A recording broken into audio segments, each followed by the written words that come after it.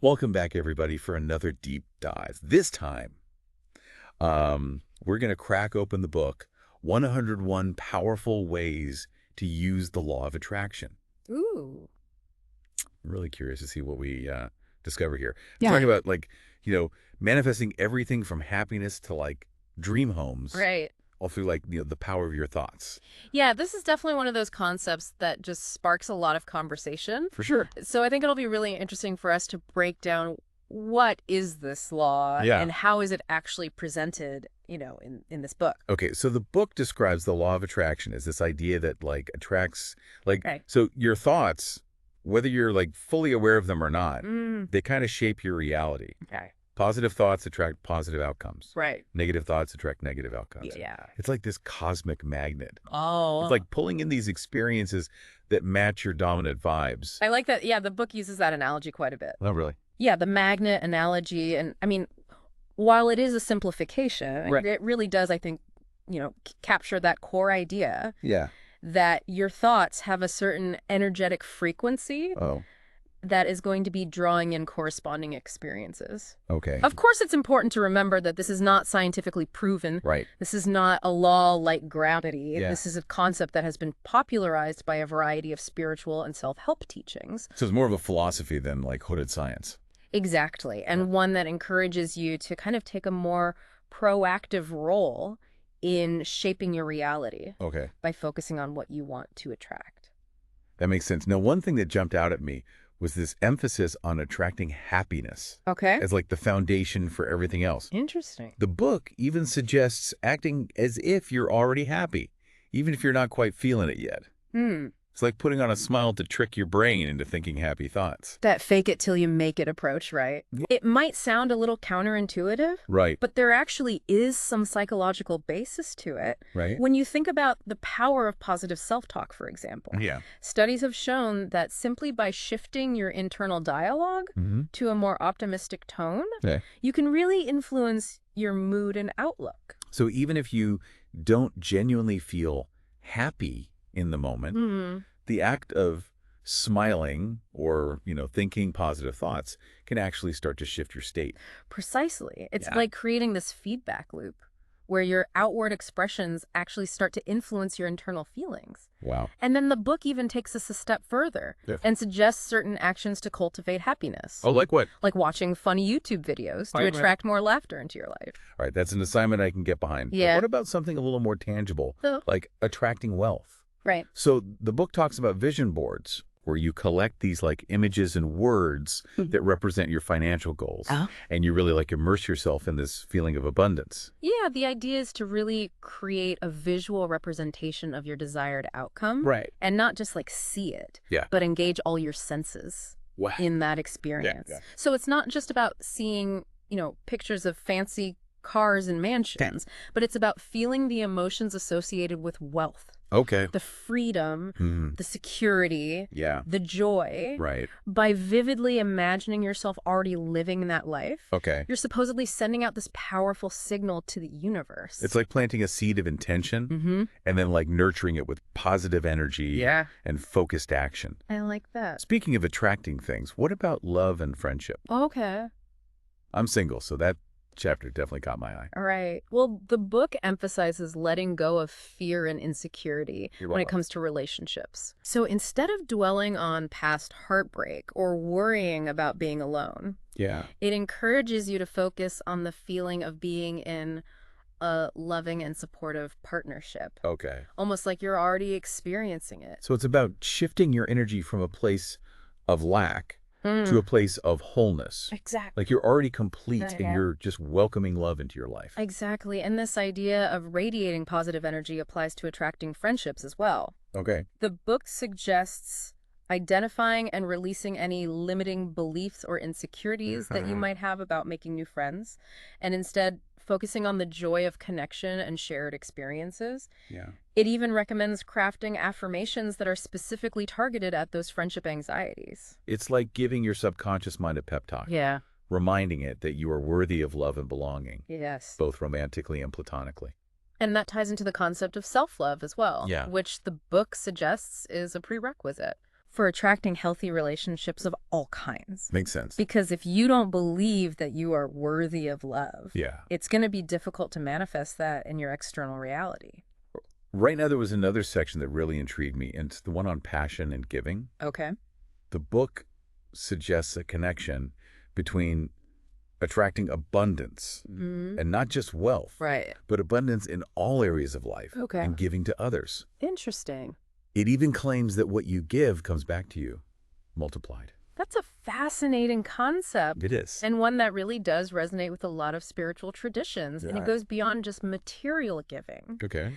The book emphasizes the importance of giving your time, your energy, and your kindness freely. They even give this example of like spontaneously helping someone who's struggling to pay for groceries at the store. Oh, wow. It's like these little acts of generosity create a ripple effect of positivity. And that ties into this infinite universal web of kindness that the book describes. Okay. It suggests that we are all interconnected and that our actions, even small ones, have this ripple effect Right. that extends far beyond ourselves. It makes you think about like the power of even like the smallest gestures of kindness. Yes. Okay, so we've covered happiness, wealth, relationships. Yeah. Giving.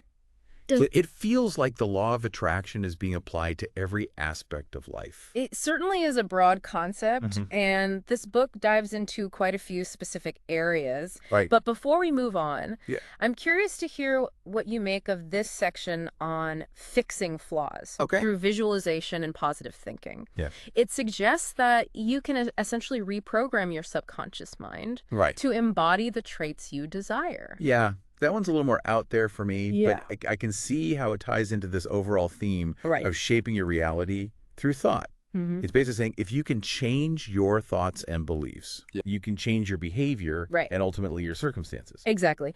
The book even suggests certain techniques for overcoming these negative patterns. Like what? Like meditating on speaking kindly to others Okay. if you struggle with harsh words, Right. or imagining yourself reacting calmly in situations that would typically trigger anger or frustration. And for those of us who struggle with patience, they have this wild visualization technique. Oh, yeah. Imagining your boss wearing a clown nose. Right. It's a bit of a humorous approach, Yeah. but it really highlights that power of shifting perspective For sure. by reframing a frustrating situation in a more lighthearted way. Yeah. You can potentially diffuse that negative energy Right. and approach the situation with much more composure. I love that. It's like using humor as a form of emotional alchemy. Emotional alchemy. Okay. Yeah. I love that. Before we get too deep into transforming ourselves, Yeah. let's take a quick look at some of the other fascinating areas the book explores. It talks about manifesting everything from your dream home Right. down to the specific details like the driveway and landscaping Yeah. to like finding the courage to step outside your comfort zone and pursue your passions. It even includes inspiring examples of individuals using the law of attraction to achieve what others might consider impossible, like athletes overcoming physical limitations to compete at the highest levels. It's pretty incredible to think about the potential power of belief and how it might influence our actions and outcomes. Yeah.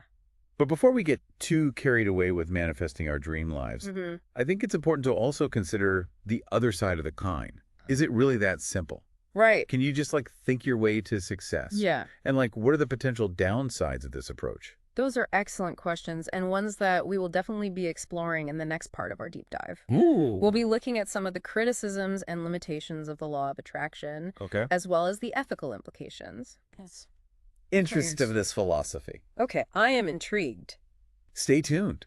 Welcome back to our deep dive into the law of attraction. Yes. So before we got into all the, exciting applications of this philosophy, Right. we started to touch on some like potential downsides and criticisms. Yeah. I mean, it's all well and good to say you can manifest anything you want, Right. but is it really that simple? That's where things get a bit more nuanced. Right. While the law of attraction can be a powerful tool for personal growth, Okay. it's important to approach it with a healthy dose of critical thinking. Okay. One common criticism is that it oversimplifies the relationship between thoughts and reality. Right. Like the book mentions these amazing stories of disabled athletes achieving like impossible goals. Yes. It's incredibly inspiring. Yeah. But it also makes me wonder if it's putting too much emphasis on individual willpower. Okay. and like overlooking external factors. Exactly. While mindset and belief are undoubtedly important, there are also systemic barriers, Right. socioeconomic conditions, Yeah. and just plain luck Right. that play a significant role in shaping our lives. For sure. So to say that everything is solely determined by our thoughts Right. can be dismissive of very real challenges and complexities. And potentially even harmful in some cases, right? Absolutely. If someone is struggling with a health issue, for example, and they're told it's all because of their negative thinking, Right. that could lead to self-blame Yeah. and prevent them from seeking like necessary medical treatment. Absolutely. Yeah. It's crucial to remember that the law of attraction is not a substitute for professional help Right. or a magical cure-all. Yeah. It's about taking responsibility for your own thoughts and actions, Okay. but also recognizing the limits of your control. Right. It's not about denying reality, Mm-hmm. but working with it in a more conscious and empowered way. So it's more about like aligning yourself with the natural flow of things. Yes. Rather than trying to like force the universe to bend to your will. That's a great way to put it. Okay. And this brings us back to that question we posed earlier Right. about everyone manifesting wealth simultaneously. Right. Is there enough to go around? Right. Or would it create a situation where some people's abundance Yeah. comes at the expense of others? Yeah, that's something I've always wondered about. If everyone started focusing on attracting wealth and success, Right.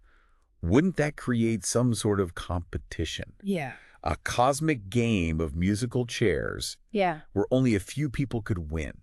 It's a really thought-provoking question. It is. And one that the book doesn't really address. Right. The law of attraction, as it's often presented, Yeah. tends to focus on individual manifestation. Okay. But what about the collective good? Right. What about our shared responsibility to Yeah. create a more equitable and sustainable world? It seems like there needs to be a balance, right? Yes. A recognition that our individual desires are interconnected with the well-being of the whole. Precisely. And that leads to another important question. Okay. What about the things we can't control? Yeah. What about unexpected events, natural disasters, or even just plain bad luck? Right. How does the law of attraction account for those elements of life that seem to be outside of our influence? The book doesn't really delve into that territory, does it? It doesn't. It's all very focused on the positive, Right, on yeah. attracting what you want. Yeah. But life isn't always sunshine and rainbows. Indeed. And that's a key limitation Right. of the law of attraction as it's often presented. Okay. Life is messy, unpredictable, and often unfair. Yeah. Sometimes no amount of positive thinking can prevent tragedy or hardship. So it's important to acknowledge that, right? Absolutely. To have a realistic understanding Yes, that the law of attraction is not a magical shield Right. that protects us from all of life's challenges. absolutely. However, that doesn't mean the law of attraction is entirely without merit. Oh. Even if we acknowledge its limitations, there's still something to be said Mhm. for cultivating a positive mindset Yeah. and focusing on what you do want to attract into your life Okay. rather than dwelling on the negative. It's like even if you can't control the waves, you can learn to surf them. That's an excellent analogy. Thanks. And that's where the techniques that are mentioned in the book, like Okay. visualization affirmations, focusing on gratitude, can be helpful tools for developing resilience Right. and a more optimistic outlook. Okay. They can help you navigate the inevitable ups and downs of life with more grace and strength. So it's not about denying the existence of negativity or pretending that everything is always perfect. Yeah. It's about choosing to focus your energy on the positive, Mm-hmm. on the things you can influence, Yeah, and approaching challenges with a more empowered and resourceful mindset. precisely. It's about working with the law of attraction, Okay. not expecting it to be a magic wand Right, that yeah. instantly grants all your wishes. It's more like a compass that points you in the right direction, Yes, but you still have to do the walking. I love that analogy. Thanks. It captures the essence of how the law of attraction can be used most effectively. Okay. It's not a passive process. Mm-hmm. It's an active one. Yeah. And it requires effort, intention, and a willingness to step outside of your comfort zone. I'm curious to hear your thoughts on another aspect of the book, Okay. the emphasis on specific techniques and visualizations. Yeah. Like imagining your boss with a clown nose to deal with frustration. Right? What do you make of those more playful and unconventional approaches? Mm-hmm. Honestly, at first I thought some of them were a little wacky, Yeah. like straight out of a comedy sketch. Yeah. But the more I think about it, Mm-hmm. the more I see how they're tapping into something quite profound. Okay. It's like using humor and imagination Yeah. to reframe your perspective Right. and shift your emotional state. It's almost like tricking your brain into Yeah. not taking things so seriously. Right. And the book is full of these creative visualizations, from picturing yourself on a private jet to imagining specific details of your dream home. Right. It encourages you to engage your senses, to create a vivid mental picture of your desires, Okay. and to really feel the emotions associated with those experiences. And there's some science to back up this idea that visualization can have a real impact, right? There is. We talked earlier about those studies Yeah. showing how athletes who visualize themselves performing well Right. actually do perform better in competitions. Exactly. Visualization can prime the brain for action, Wow. making it more likely to act in ways that align with your goals. Okay. Of course, visualization alone isn't enough. Right. It's about combining it with action and effort. So it's not about sitting on your couch daydreaming your way to success. It's about using visualization as a motivator Yes. to take concrete steps towards your goals. Precisely. And I think the book does a good job of emphasizing that. It encourages readers to be proactive, to take responsibility for their lives, Right. and to make choices that align with their desired outcomes. It's like the law of attraction gives you the map, but you still have to do the driving. I love that analogy. Thanks. It captures the essence of how the law of attraction can be used most effectively. Okay. It's not a passive process. Right. It's an active one. And it requires effort, intention, and a willingness to step outside of your comfort zone. Okay, so we talked about the potential, Yeah. the limitations, Right. and the ethical considerations of the law of attraction. Yes. It's a complex concept with a lot of different angles to consider. It is. What does all of this mean for our listener? What are some key takeaways they can apply to their own lives? Well, I think the most important takeaway is this. Okay. The law of attraction is not a magic formula. Right. It's not a guarantee of success. Yeah. And it's not a substitute for hard work and responsibility. It's a tool, not a solution. Precisely. But it can be a powerful tool for shifting your perspective, Okay. cultivating a more positive mindset, Right. and taking aligned action towards the life you want to create. And it's about being aware of the potential downsides, Yeah. the ethical implications, and the fact that life doesn't always go according to plan. Exactly. While the law of attraction can be a powerful tool for personal growth, Okay. it's essential to approach it with a balanced perspective, Right. a dose of skepticism, and a willingness to do the work. So it's not about denying the challenges. Right. It's about facing them with a more powered and optimistic mindset. Well said. Now, in the next part of our deep dive, Yes. we'll be exploring some of the specific applications of the law of attraction mentioned in the book, Ooh. from manifesting your dream home Okay. to attracting love and abundance. Okay, stay tuned. All right, so we're back for the final part of our deep dive into the law of attraction. Okay. We've explored the philosophy, the criticisms, Right. and now it's time to get into the nitty-gritty, Yeah. the applications. Let's dive into some of the specific techniques and areas of life that the book covers and see what resonates with you, the listener. Right. What are you hoping to manifest? Well, I have to admit, I'm still a bit captivated Yeah. by the idea of manifesting a dream home. Okay. The book goes beyond just picturing a nice house. Right. It's about like feeling the emotions, walking through the rooms in your mind, Oh, wow. even like smelling the fresh baked cookies in the imaginary kitchen.